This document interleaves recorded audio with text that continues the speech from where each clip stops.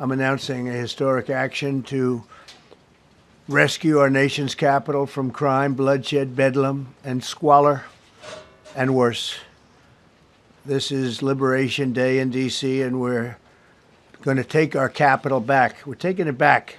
In the 1960s, Richard Nixon built his presidency on law and order, a phrase that was never really about crime, but about cracking down on Black protests in Black neighborhoods. In the 1980s, Ronald Reagan turned the war on drugs into a war on Black communities, flooding them with police and prisons instead of jobs and schools. In the 1990s, Bill Clinton doubled down with the crime bill, locking in policies that punished Black and brown America for generations. And now, here we are in 2025. Donald Trump is dusting off that same old playbook, using crime as the excuse to justify a hostile military takeover of the nation's capital to terrorize Black and brown communities. Under the authorities vested in me as the President of the United States, I'm officially invoking Section 740 of the District of Columbia Home Rule Act. You know what that is? And placing the D.C. Metropolitan Police Department under direct federal control. In addition, I'm deploying the National Guard to help reestablish law, order, and public safety in Washington, D.C., and they're going to be allowed to do their job properly. He says it's about restoring order. He says Washington is out of control. But here's the thing. The numbers tell a different story. Violent crime in D.C. just hit a 30-year low. Homicides, down. Robberies, down.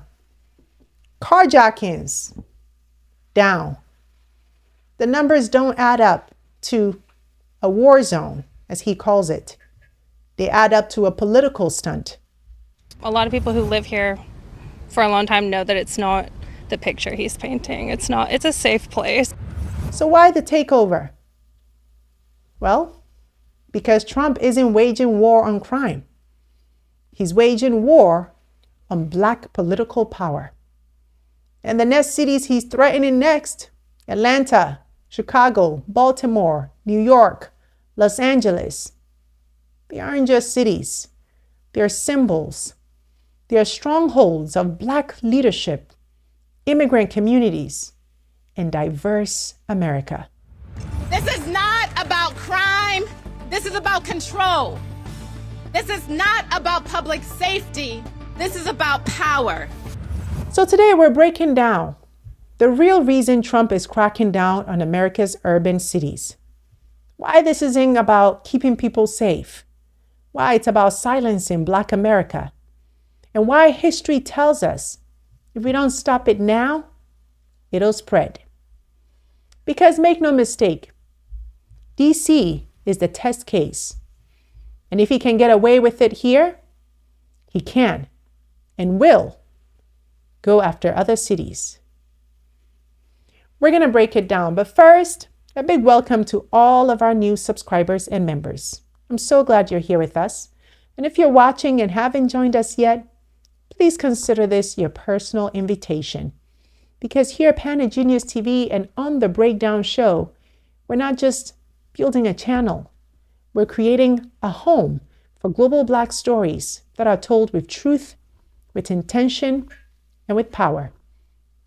And if that speaks to you, then hit subscribe, tap the bell, drop a super thanks, or join our membership community. Your support helps us do what we do even better, and we truly appreciate it. All right, now, let's get into the story. Overnight, confrontations in Washington, D.C. Are you proud of what you're doing? As protesters pushed back against President Trump's move to expand the National Guard and federal officer presence in the nation's capital. Last night, law enforcement from several agencies setting up one of the first checkpoints to come after the announcement, stationed in a popular downtown area. A crowd gathering in response. Go home! Go home! It comes as President Trump now says he plans to federalize the district's police department beyond the 30 days allowed without congressional approval. We're going to be asking for extensions on that, long-term extensions, because you can't have 30 days. I don't want to call national emergency. If I have to, I will. But I think the Republicans in Congress will approve this pretty much unanimously. Democrats calling the plan to extend the takeover overreach. No way. We'll fight him tooth and nail. So my people, Washington, D.C. is witnessing something we haven't seen in modern times. The President of the United States using military force to take over an American city. Armored vehicles parked outside Union Station. National Guard troops patrolling the streets. The Metropolitan Police Department stripped of its independence, placed under the command of the White House. Trump says Washington, D.C. is a war zone, that crime is, quote, out of control. He paints a picture of chaos, murders in the streets, violent crime running wild, a city that can't govern itself. And his solution? Only a federal takeover can bring order back to the nation's capital. But let's check the receipts, because facts matter. In 2024, violent crime in D.C. didn't go up. It dropped, and not by just a little. Homicides fell by more than 30%. Robberies down nearly 40%. Carjackings cut in half. Overall violent crime, the lowest the city has seen in 3 decades. Now zoom out. Nationally, the story is the same. According to FBI data, murders fell nearly 15% in 2024. Violent crime overall dropped almost 5%. Property crime hit its lowest levels in 20 years. In other words, America isn't in the middle of some new crime wave. It's coming down from one. And what about those other cities Trump is putting on notice? In New York City, murders are down more than 20% so far this year. In Chicago, homicides have dropped by a third compared to last year. In Atlanta, police report violent crime is at or near historic lows. So let's be clear. The crime emergency Trump is declaring doesn't exist. The data contradicts his story at every turn. But here's the thing. This isn't new. For decades, politicians have played the same game, exaggerating crime in Black and brown communities, ignoring the actual numbers, and using law and order as a political weapon. From Nixon in the 1970s to Reagan in the 1980s to Giuliani in New York, it's always been less about stopping crime and more about controlling people. Because, let's be honest, urban has never been a neutral word in American politics. It's been a dog whistle for Black and brown communities for decades. And that's the playbook Trump is pulling from right now. So the receipts versus the rhetoric, the receipts say crime is down. The rhetoric says it's a war zone out there. But the real question isn't whether DC has a crime problem. It's whether Trump is using fear, specifically fear of Black cities, Black mayors, and Black populations to justify a federal power grab. This is not about crime. This is about control. This is not about public safety. This is about power. Trump threatened that if DC didn't start punishing our children more harshly, then he would federalize our city. Do we want that? No! Trump will not bully us into preying on our children. We will not sacrifice our children to a tyrant. Harsher punishment does not improve outcomes for young people in DC or anywhere. Free DC! Free DC! We have to be honest. Donald Trump is a white supremacist.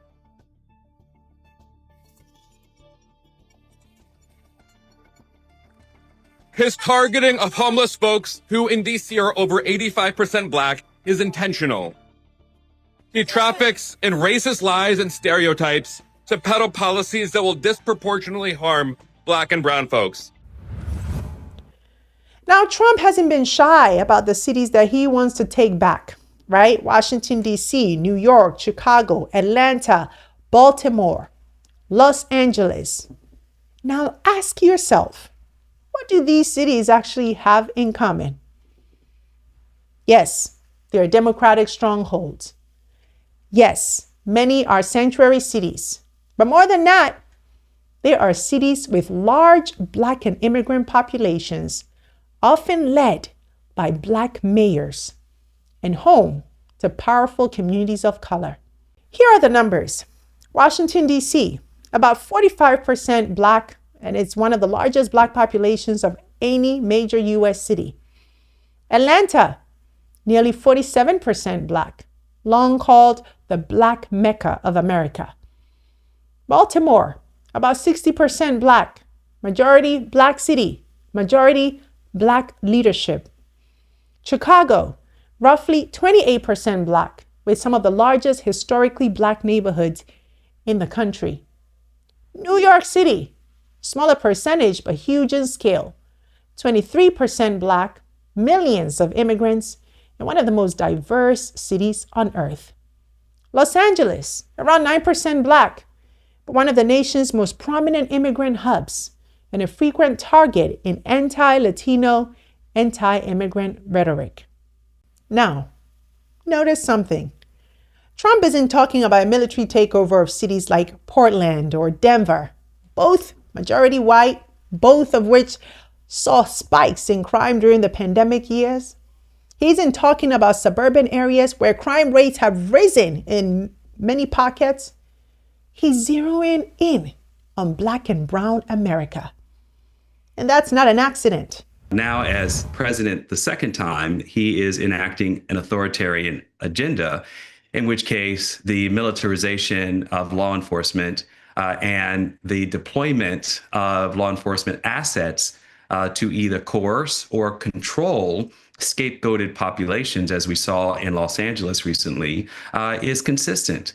And this is in particular an escalation, because while he tested the waters in deploying the Marines and 4,000 National Guard troops in Los Angeles, now we see the takeover, as Monica has already described, of a local police department. And while he has, as we've discussed, that right to do so, at least for a limited period, it's not clear that he's not going to stop. He's calling for the same in New York. He's calling for the same in Chicago.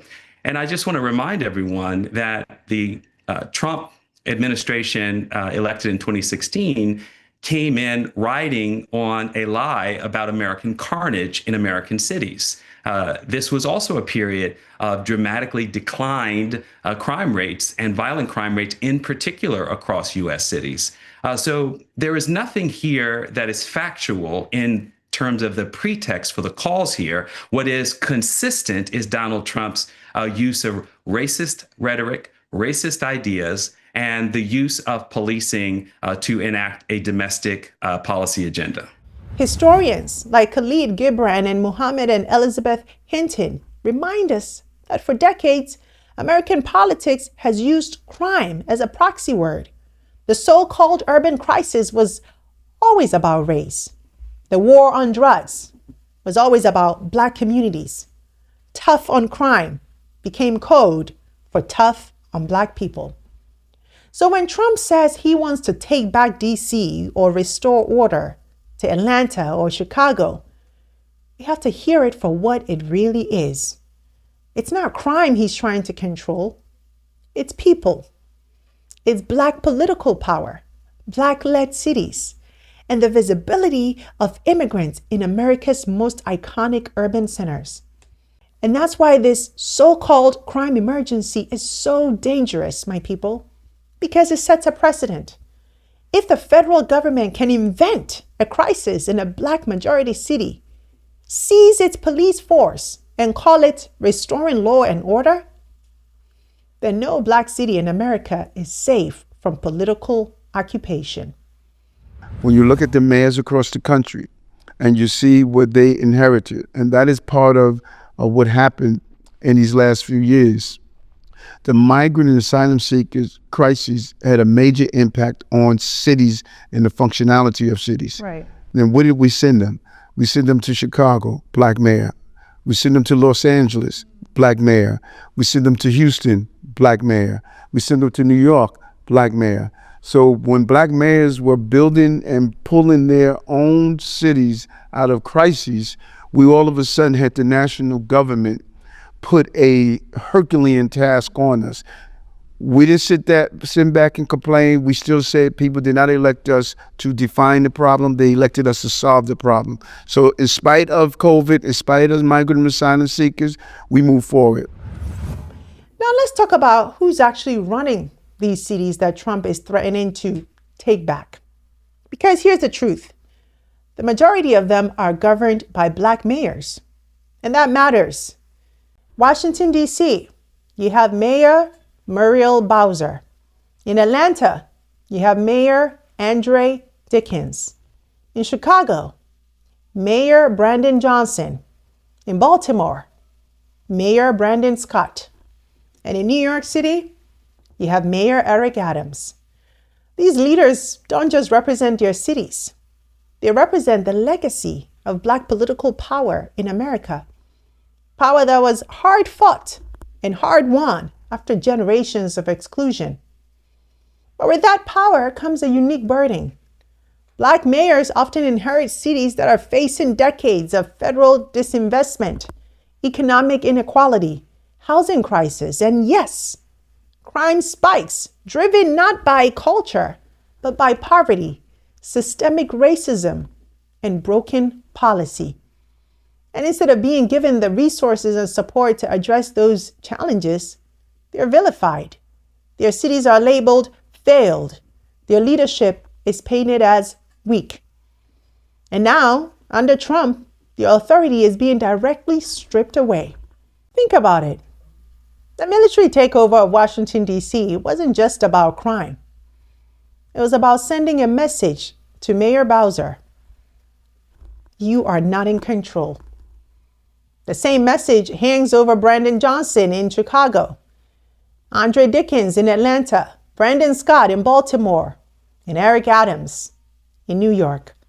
Meaning that the criminalization of people who are victims of an unequal society, of the criminalization of poverty by often local officials who have not found the resources to support the healthcare and housing needs of homeless populations. So then to essentially threaten to turn those populations into criminal populations, that is, to treat them as if their poverty is a crime, is consistent, again, with the policies of this administration when it comes to people, both in the U.S. and in Gaza and in other parts of the world. Civil rights advocates have long warned that black mayors face a double standard. Where white mayors are seen as facing policy challenges, black mayors are cast as symbols of urban decay. Their failures are individualized. Their successes are minimized. And the Trump administration is weaponizing that double standard by targeting cities led by black mayors. He isn't just undermining local government. He's undermining the idea of black leadership itself. Let's be real, my people. When a president deploys the military to override the authority of a democratically elected black mayor, that's not about crime. That's about power. That's about race. That's about making sure black leadership is never allowed to stand as legitimate in the eyes of the American state. And here's the truth. This isn't just about today's mayors. It's about tomorrow's. Because if young black leaders see that every time they step into City Hall, the federal government can just override the authority, what does that do to the pipeline of future black political leadership in America? That's the real crisis. Not crime, not statistics, but the dismantling of hard-won black political power in America's cities. Now, if you think Trump's crackdown on black-led cities feels familiar, well, that's because it is. We've seen this playbook before. Go back to the late 1960s. Richard Nixon rides into the White House on the promise of law and order. What was he really talking about? Not Wall Street crime, not organized crime. He was talking about urban unrest, about Black protests, Black neighborhoods, and Black demands for justice. As one of his top aides later admitted, the point of law and order was to criminalize the civil rights movement without ever saying it out loud. Now fast forward to the 1980s. Ronald Reagan and the war on drugs. On paper, it was about public safety. In reality, it meant flooding Black neighborhoods with police, mandatory minimums, and mass incarceration that decimated entire communities. Then came the 1990s, Bill Clinton's 1994 crime bill, supported by Republicans and Democrats alike.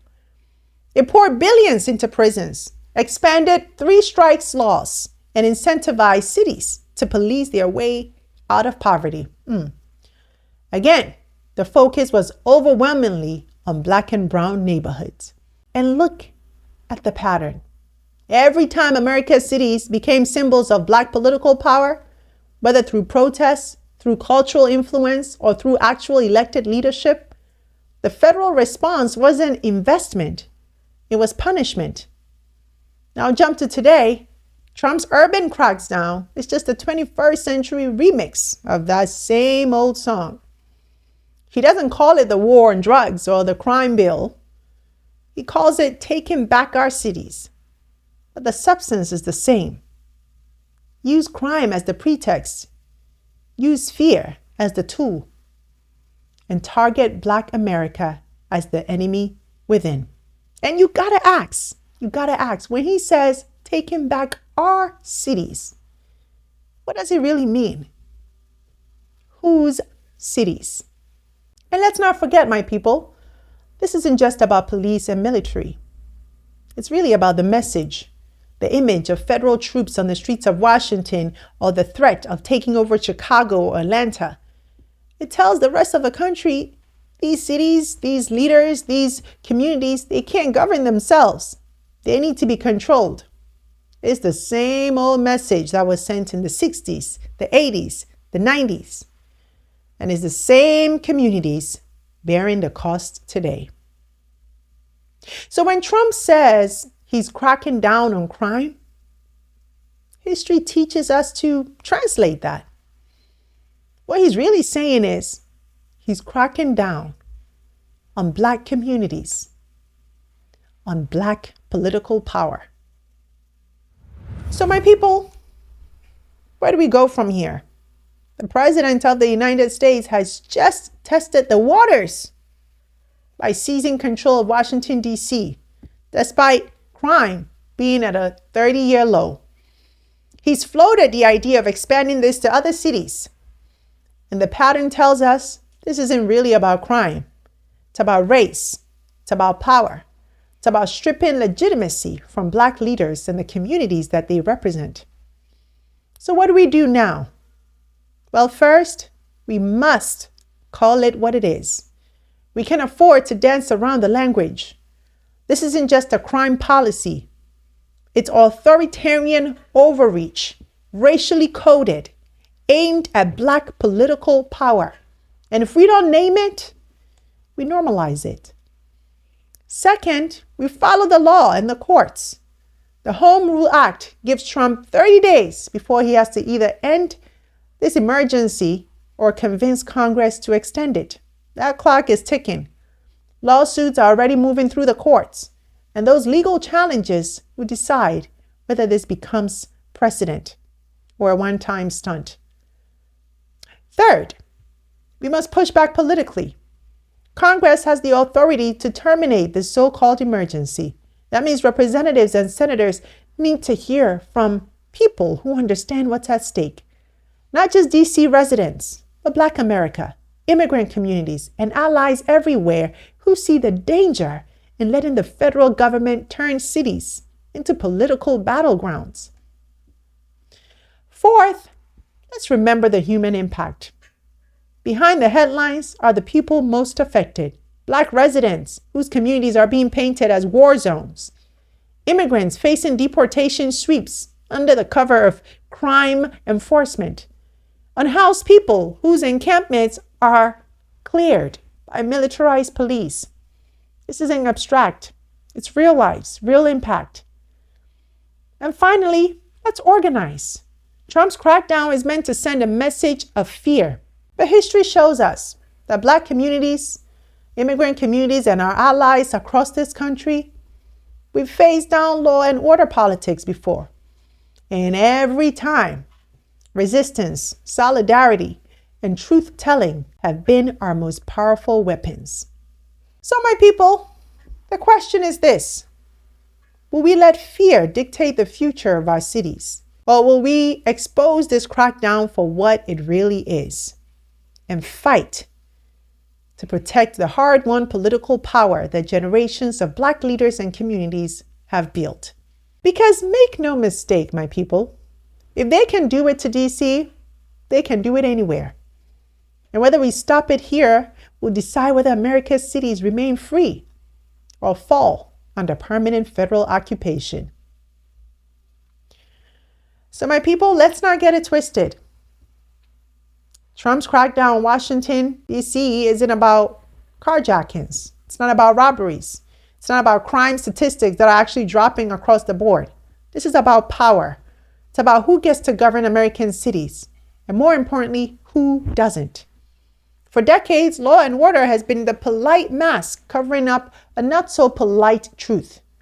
That Black communities, immigrant communities, and the leaders we choose for ourselves have always been treated as threats to be contained, not citizens to be served. And Trump's so-called crime emergency in Washington, D.C. is just the latest chapter in that same story. A test balloon, a show of force, a signal to every other Black-led city that your authority is temporary because the federal government can rip it away anytime it chooses, with any excuse. But here's the thing. History also shows us that fear doesn't win forever because communities fight back.